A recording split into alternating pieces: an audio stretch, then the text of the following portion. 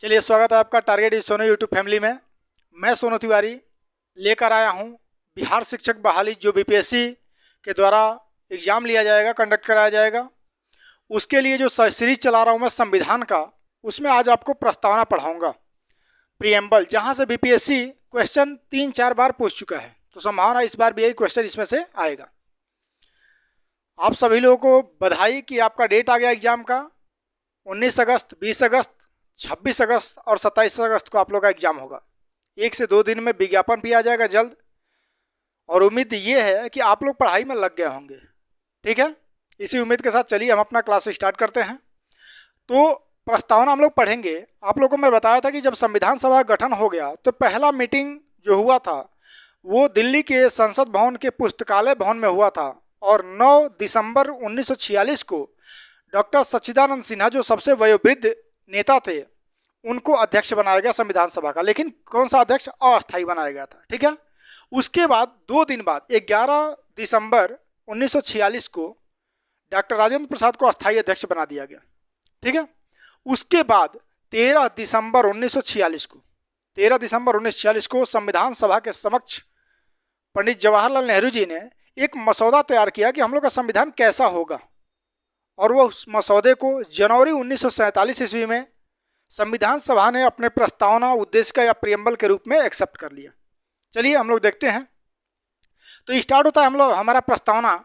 Note करना हो तो आप नोट करते चलिए कि हम भारत के लोग भारत को संपूर्ण प्रभुत्व संपन्न, समाजवादी, पंथनिरपेक्ष तथा लोकतंत्रात्मक गणराज्य बनाने के लिए तथा उसके समस्त नागरिकों को सामाजिक, आर्थिक तथा राजनीतिक न्याय, विश्वास, धर्म, विचार, अभिव्यक्ति, उपासना की स्वतंत्रता और उन सब में प्रतिष्ठा एवं अवसर की समानता, व्यक्ति की गरिमा, देश की एकता और अखंडता को सुनिश्चित करने वाली बंधुता को बढ़ाने के लिए आज 26 नवंबर 1949 ईस्वी मिति मार्ग शीर्ष शुक्ल सप्तमी संवत 2006 को एतद द्वारा इस संविधान को, इस प्रस्तावना को अंगीकृत, अधिनियमित तथा पारित किया जाता है। ठीक है, तो ये क्या था? हमारा प्रस्तावना था। अब क्वेश्चन कैसे बनता है इसको देखते हैं। चलिए, तो यहाँ से क्वेश्चन ये पूछा जाता है। पहले तो सीरीज आपको याद होना चाहिए। तो सबसे पहले हम ये देखेंगे कि भारत को, जैसे उसमें स्टार्ट हो रहा है ना कि हम भारत के लोग, इसका मतलब ये है कि भारत की जनता मतलब जो संविधान सभा में बैठे हुए लोग थे वो कौन थे? निर्वाचित लोग थे। क्वेश्चन यहाँ पूछा जा सकता है कि किस प्रकार से निर्वाचन हुआ था, प्रत्यक्ष या अप्रत्यक्ष? तो कैसा हुआ था? अप्रत्यक्ष हुआ था। ठीक है, जो प्रांतीय सभाओं के मेंबर थे, जो एमएलए थे विधायिका के, वो क्या किए थे? चूज किए थे, मतलब वोट दिए थे। चलिए आगे देखते हैं। तो हम भारत के लोग भारत को क्या क्या बनाना है? जहां से क्वेश्चन आ रहा है ना, वहां से हम आपको इंडिकेट कर देते हैं केवल। भारत को क्या बनाना है, ये क्वेश्चन पूछा गया है बीपीएससी के द्वारा। तो बनाना है संपूर्ण प्रभुत्व संपन्न। क्या बनाना है बाबू?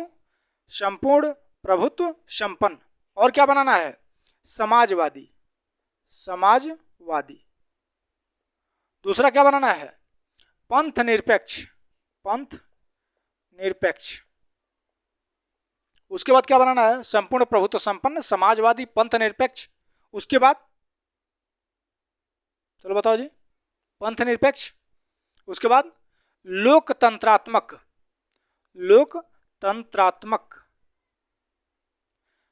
गणराज्य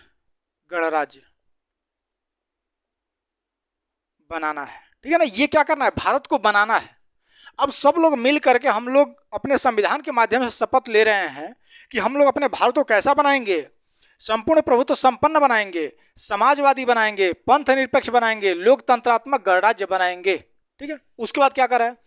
उसके समस्त नागरिकों को। अब नागरिकों को क्या दिया जा रहा है? यहां लिख रहे हैं हम नागरिकों को क्या क्या संविधान के माध्यम से नागरिक को मिल रहा है। ठीक है ना, तो क्या मिल रहा है? सामाजिक, राजनैतिक तथा आर्थिक न्याय। कितने प्रकार के न्याय मिल गया बाबू? 3 प्रकार की। तो आपसे सीधा क्वेश्चन पूछा गया और पूछ सकता है कि हमारे संविधान में हमारे प्रस्तावना के माध्यम से कितनी प्रकार की न्याय की बात की गई है? तो कितने प्रकार की? 3 प्रकार की। कौन कौन? सामाजिक, राजनीतिक तथा आर्थिक न्याय आपको मिलेगा। उसके बाद आपको 5 प्रकार की स्वतंत्रता मिल रही है, मतलब नागरिकों को मिल रही है। कौन कौन स्वतंत्रता? तो नागरिकों को क्या दी जाएगी बाबू? स्वतंत्रता दी जाएगी। किन किन चीजों से स्वतंत्रता? कौन कौन स्वतंत्रता? विचार की, विचार, अभिव्यक्ति, अभिव्यक्ति, विश्वास, धर्म तथा उपासना। अब इतने प्रकार की स्वतंत्रता, तो ये 3 जगह से क्वेश्चन पूछता है। पहला क्वेश्चन कि भारत को तुम कैसा बनाना चाहते हो, मतलब हमारा संविधान भारत को क्या बनाना चाहता है, किस प्रकार का? तो आप क्या कहोगे? संपूर्ण प्रभुत्व संपन्न, समाजवादी, पंथ निरपेक्ष, लोकतंत्रात्मक गणराज्य बनाना चाहता है। हमारे संविधान के माध्यम से संविधान नागरिकों को क्या क्या देता है? तो नागरिकों को 3 प्रकार की स्वतंत्रता देता है, सामाजिक, राजनीतिक तथा आर्थिक, और 5 प्रकार की ये न्याय देता है, और 5 प्रकार की स्वतंत्रता देता है, विचार, अभिव्यक्ति, विश्वास, धर्म तथा उपासना। और क्या दिया है? और दिया है अवसर की समानता, समानता, समानता, समानता कितने प्रकार की? तो प्रतिष्ठा तथा अवसर की, अवसर की, प्रतिष्ठा तथा अवसर की क्या देगा? समानता देगा। ठीक है ना? तो ये 4 चीजें हो गई, जिसमें 3 किसको दिया जा रहा है? नागरिकों को, और 1 दिया जा रहा है भारत को। लेकिन अब यहाँ पे ध्यान रखिएगा, व्यक्ति की गरिमा। गरिमा का मतलब क्या होगा कि जैसे हमारे देश के प्रधानमंत्री इस समय माननीय नरेंद्र मोदी जी हैं, तो उनका एक गरिमा है, उसको भी आपको क्या रखना होगा? ध्यान में रखना होगा। ये स्वतंत्रता आपकी दी गई है, विचार की, अभिव्यक्ति की, विश्वास, धर्म, उपासना। अभिव्यक्ति की, अपनी बातों को कहने की, लेकिन किसी व्यक्ति के गरिमा को ठेस न पहुंचे, इसलिए कि वो भी व्यक्ति देश का नागरिक है, उसका भी अपना अधिकार है। तो ये नहीं कि आप अभिव्यक्ति में कुछ भी बोलते जाएं और देश का प्रधानमंत्री एक गरिमामय पद है, उसकी गरिमा को ठेस पहुंचेगी, वहां भी ये संविधान का उल्लंघन मान लिया जाएगा। इसलिए कि ये संविधान कहती है कि व्यक्ति की गरिमा, देश की एकता और अखंडता को बढ़ाने वाली, बंधुता को बढ़ाने के लिए, देश की एकता और अखंडता को बढ़ाने वाली, बंधुता को बढ़ाने के लिए हम सभी मिलकर आज क्या करना है? इस संविधान सभा के माध्यम से इसको एक्सेप्ट कर रहे हैं, अंगीकृत कर रहे हैं, अधिनियमित कर रहे हैं। ठीक है? तो ये हो गई बात। अब यहाँ पे एक एक शब्द को क्या कर रहे हैं हम लोग? एक्सप्लेन करेंगे, जहां से क्वेश्चन बीपीएससी पूछा हुआ है कि इसका मतलब क्या होता है। चलिए, सबसे पहले संपूर्ण प्रभुत्व संपन्न, इसका मतलब होता है कि भारत जो हमारा है वो संपूर्ण प्रभुत्व संपन्न आज से हो गया। इसका मतलब उसके ऊपर किसी का संप्रभु नहीं है, वो खुद में संप्रभु है। संप्रभु का मतलब कोई भी उसका बाह्य डिसीजन, कोई भी उसका रक्षा, कोई भी विदेश वाला डिसीजन कोई दूसरा कोई नहीं लेगा, हमारा भारत ही लेगा। संप्रभु है, अपना डिसीजन लेने के लिए खुद स्वतंत्र है। वैसे देश को क्या कहते हैं? संप्रभुत्व संपन्न कहते हैं, संपूर्ण प्रभुत्व संपन्न कहते हैं। अब आ रहा है समाजवादी। अब देखिए, ये समाजवादी शब्द जो है, समाजवादी, पंथ निरपेक्ष, ये दोनों शब्द 42वें संविधान संशोधन, 42वें संविधान संशोधन के माध्यम से जोड़े गए हैं। कब? 1976 ईस्वी, 1976 ईस्वी। और क्या जोड़ा गया है? तो अखंडता शब्द, जैसा भी बोल रहा था ना कि व्यक्ति की गरिमा, देश की एकता और अखंडता को बनाए रखने के लिए, तो अखंडता शब्द भी जो है, अखंडता, ये भी क्या किया गया है? इसी के साथ जोड़ा गया। 3 शब्द जोड़े गए हमारी उद्देशिका में। किस अधिनियम के द्वारा? 42वें संविधान संशोधन अधिनियम के द्वारा। कब? 1976 में। तो 3 कौन से थे? समाजवादी, पंथ निरपेक्ष तथा अखंडता। यहां से क्वेश्चन पूछा गया है। और हमारा वीडियो अगर फिर एग्जाम के बाद आप देखोगे तो आपको रियलाइज होगा कि इस वीडियो जो 20 मिनट का, 25 मिनट का आपको दिया जाएगा, उससे क्वेश्चन जरूर लड़ेगा, प्रियम्बल से आएगा ही आएगा। ठीक है? चलिए, तो समाजवादी का मतलब ये हो गया कि इस देश में जितने संसाधन हैं उस पर सबका समान अधिकार है, वो क्या कहलाता है? समाजवादी। लेकिन हमारे देश में पूर्ण समाजवाद व्यवस्था नहीं है। ठीक है ना? चलिए, अब देखते हैं पंथ निरपेक्ष। पंथ निरपेक्ष या इसी को कहते हैं धर्म निरपेक्ष।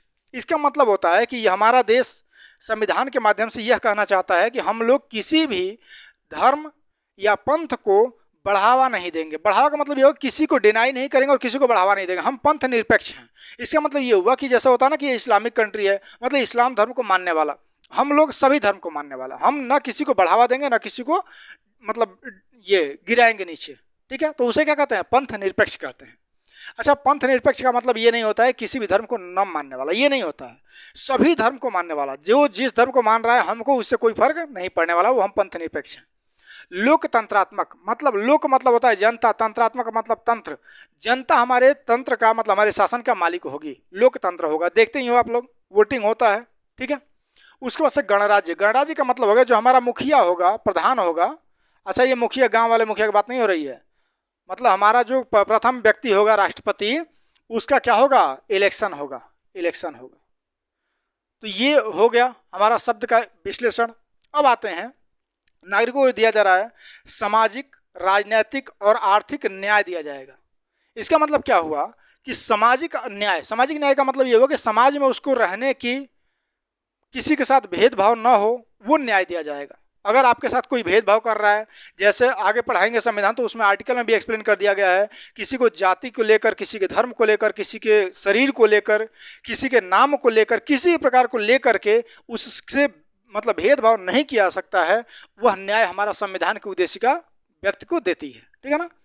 उसके बाद से राजनीतिक, राजनीति का मतलब ये हो गया कि ये नहीं कहा सकता है कि आप राजनीति के किसी पद पे नहीं जा सकते हो, कोई व्यक्ति किसी भी राजनीति के पद पे जा सकता है, ये हमारे देश में उसको हमारे मौलिक ये उद्देशिका के माध्यम से ये न्याय दिया जाता है।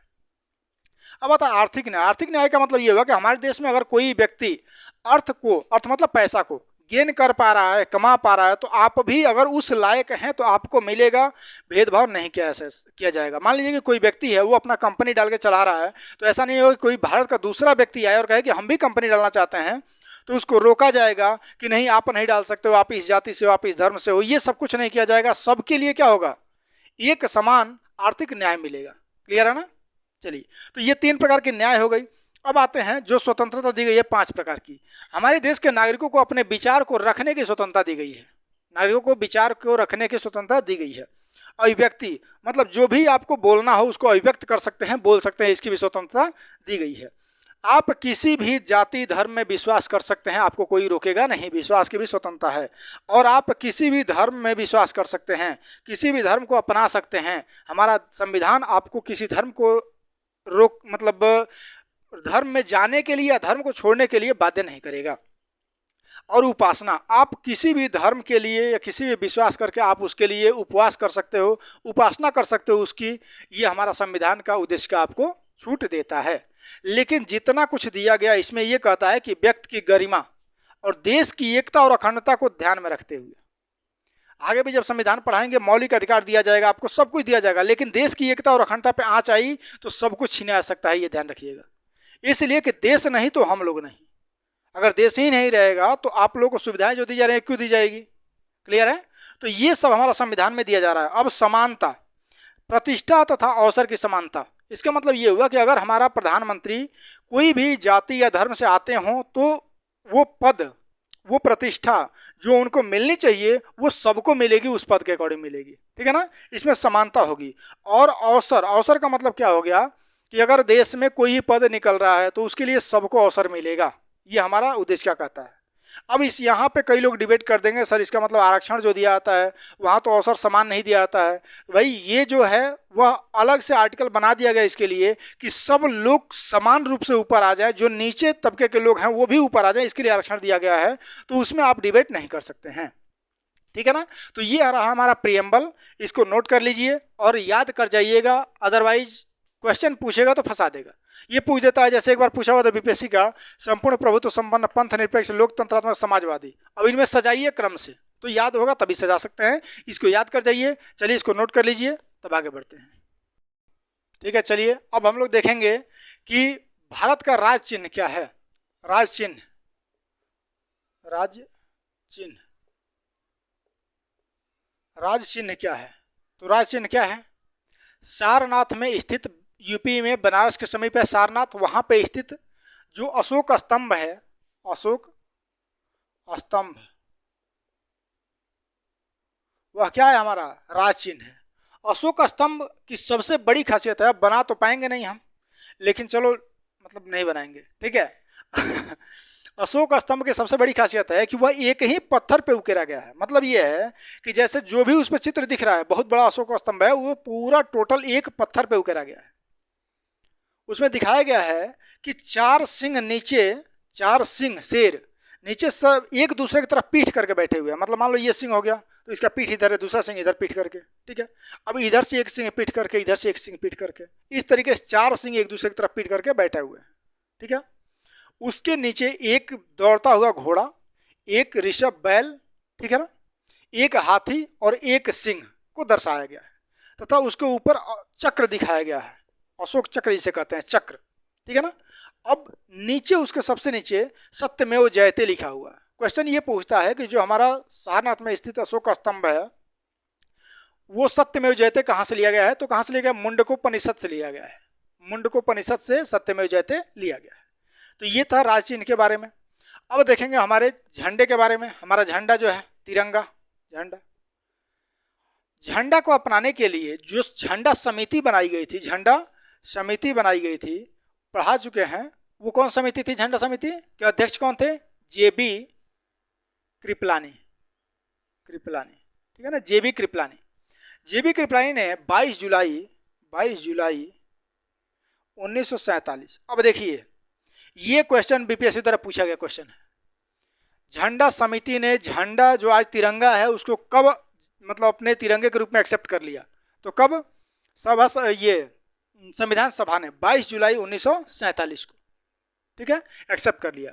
हमारा जो झंडा है किस रेशियो में रहता है? तो 2:3, मतलब चौड़ाई 2 और लंबाई 3 के अनुपात में रहता है, ठीक है। सबसे ऊपर क्या होता है? सबसे ऊपर केसरिया, बीच में सफ़ेद, नीचे हरा। सबसे ऊपर केसरिया। केसरिया किस चीज़ का मतलब प्रतीक है? शौर्य का, बलिदान का। केसरिया हमारा शौर्य और बलिदान का है। ये कौन सा होता है? सफ़ेद। सफ़ेद किस चीज़ का है? शांति का। और नीचे होता है हरा। ये किस चीज़ का है? ये समृद्धि का है। किस चीज़ का है? समृद्धि का है। अब बीच में होता है एक चक्र जिसे अशोक चक्र कहते हैं। इसमें कितनी तिलियाँ होती हैं? 24 तिलियाँ। 24 तिलियाँ, 24। ये भी क्वेश्चन पूछा गया है। कितनी तिलियाँ होती हैं? 24 तिलियाँ। और ये किस चीज़ की पहचान है? तो ये निरंतर गति का पहचान है। मतलब हमारा देश आज से निरंतर गति करता रहेगा, चलता रहेगा, रुकेगा नहीं, ठीक है ना। ये हो गया हमारा हमारे झंडे के बारे में। अब ये होता है कि इसकी डिजाइन किसने तैयार की थी? तो मैडम भीकाजी कामा, मैडम भीकाजी कामा, मैडम भीकाजी कामा, मैडम भीकाजी कामा, ठीक है। अब नेक्स्ट देखेंगे कि राष्ट्रीय ध्वज तो हो गया हमारा। अब देखेंगे कि राष्ट्रगान कौन सा है? राष्ट्रगान, तो राष्ट्रगान कौन सा है? जनगण मन अधिनायक जय है राष्ट्रगान। और इसका रचयिता कौन है? रविन्द्रनाथ टैगोर हैं, ठीक है। राष्ट्रगान सबसे पहले ये किस भाषा में था? तो बांग्ला में था। किस में था? बांग्ला में। वीडियो में नहीं आ रहा है क्या? अच्छा, ठीक है, ये बांग्ला में था। और 24 जनवरी 1950 को राष्ट्रगान को, 24 जनवरी 1950 को राष्ट्रगान जो हमारा था इसको क्या हुआ? राष्ट्रगान को लागू किया गया। कब? 24 जनवरी 1950। कौन लिखे थे इसको? रविन्द्रनाथ टैगोर, रविन्द्रनाथ टैगोर। रविन्द्रनाथ टैगोर जी एक ऐसे व्यक्ति हैं जिनका लिखा हुआ सॉन्ग 2 जगहों पे राष्ट्रगान है। पहला भारत में जनगण मन और दूसरा बांग्लादेश में अमार सोनार बांग्ला, अमार सोनार बांग्ला, जो कि गाया गया था 1906 में जब बंगाल का विभाजन किया गया था। तो अमार सोनार बांग्ला उस समय गाया गया था, ठीक है। तो ये हो गया राष्ट्रगान के बारे में, जनगण मन। अब राष्ट्रगीत कौन सा है? राष्ट्रगीत है वंदे मातरम। बंकिम चंद्र चटर्जी द्वारा लिखा गया वंदे मातरम हमारा क्या है? राष्ट्रगीत है। तो चलिए इस वीडियो में इतना ही। कल स्टार्ट करेंगे हम लोग भाग 1 राज्य संघ तथा उसके राज्य, ठीक है। भाग 1 हम लोग स्टार्ट करेंगे और अगले वीडियो में आपको वो दिया जाएगा। अब हम लोग वीडियो जो दे रहे हैं आपको वो थोड़ा स्पीड उसका बढ़ा देंगे। स्पीड बढ़ाने का मतलब ये हुआ कि जो 1 वीडियो जा रहा है वो 2 वीडियो जाएगा, 3 वीडियो जाएगा, ठीक है। हमारा टाइम टेबल रहेगा, आपको मंडे टू फ्राइडे पढ़ाया जाएगा 2-2 वीडियो, सैटरडे को करंट अफेयर दिया जाएगा और संडे को टेस्ट लिया जाएगा। आप लोग को अगर विश्वास है हमारे ऊपर तो आप देखते रहिए और पूरा सिलेबस आपका एग्जाम के 10 दिन पहले कंप्लीट कर दिया जाएगा, ठीक है। नहीं हो तो आप कहीं भी पढ़ सकते हो और साथ में हमारा भी पढ़ सकते हैं। चलिए मिलते हैं नेक्स्ट वीडियो में। जय हिंद, जय भारत।